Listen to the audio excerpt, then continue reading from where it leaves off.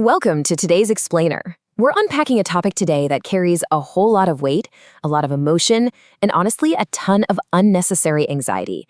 We're talking about the holistic path to fertility. And what's really fascinating about Dr. Hansaji Yogendra's approach is that it puts the power right back into your hands, using entirely natural, everyday tools. Here's our roadmap for today. We'll be rethinking infertility, diving into foods that boost fertility, looking at the danger of trans fats, exploring yoga poses for healing, conquering modern-day stress, and finally, getting into the practice of stillness. Let's just jump right in, shall we? Starting off with Section 1, rethinking infertility as a condition to overcome. So, is infertility a permanent condition? Look, when someone struggles to conceive, the absolute immediate fear is usually that something is permanently broken. It feels like a life sentence. But Dr. Yogendra challenges this narrative head-on. We really have to stop viewing this as a permanent failure and start looking at it as a call for realignment. Think about it like this. Dr. Hansaji defines infertility simply as a condition where a person is currently not able to produce a child. That word, currently, is literally everything. It means that by creating the right internal environment, your body's natural systems can often just reboot and resolve the issue entirely on their own. It's a temporary state. Moving right along to Section 2, foods that boost fertility. This is our nutritional pillar. All right, let's look at your plate. Dr. Hansaji recommends a few really functional additions here.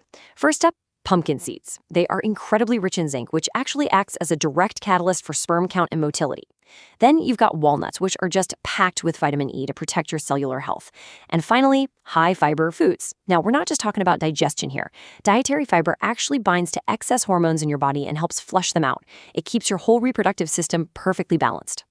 Which brings us to Section 3, the danger of trans fats and what you absolutely need to avoid. Because here's the deal. While fiber and antioxidants act like this amazing internal healing crew, trans fats are basically the primary nutritional villain of this story.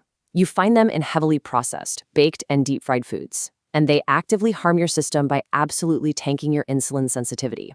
And you know, when your insulin is out of whack, it triggers this whole cascade of hormonal imbalances that literally shut down reproductive health.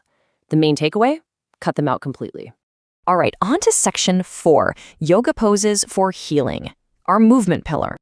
Now, if you were dreading some intense, exhausting boot camp routine, you can go ahead and exhale right now. The daily baseline here is wonderfully simple. Just walk well for 45 minutes a day. Getting that blood flowing is step 1. Once you've got that walking baseline down, you can start introducing targeted yoga asanas. The first one is Bhadrasana. It's this deeply grounding posture that physically opens up the pelvic region, driving fresh, oxygenated blood straight to the reproductive organs. Next up is Setu Bandhasana, which you might know as the bridge pose. By strengthening the back and the glutes, this posture deliberately stimulates your abdominal organs. It's actively repairing the physical areas that are responsible for your fertility. And to cap off the movement pillar, we use pranayama, specifically anulom vilom, or alternate nostril breathing. By controlling the breath, we actively calm the nervous system, sending a clear signal to the body that it is safe, which perfectly bridges the gap to our final pillar. Section 5, conquering modern-day stress. This is the mindset pillar.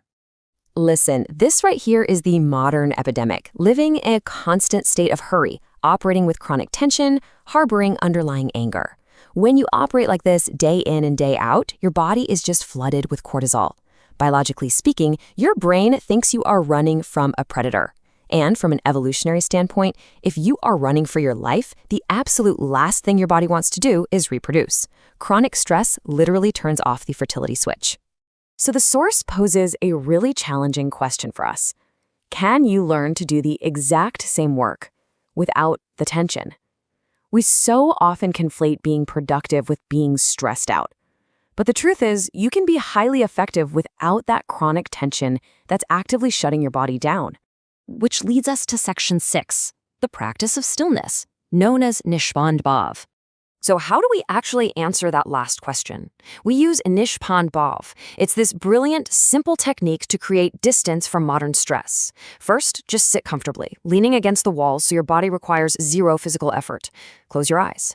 Now shift your entire focus to a fading sound. Maybe it's a passing car outside or a ringing bell. The real secret here is to just watch the sound. Don't analyze who is driving or where they're going. Just observe it fading away. This actually trains your brain to detach from constant worry, forcing your nervous system back into a state of profound rest.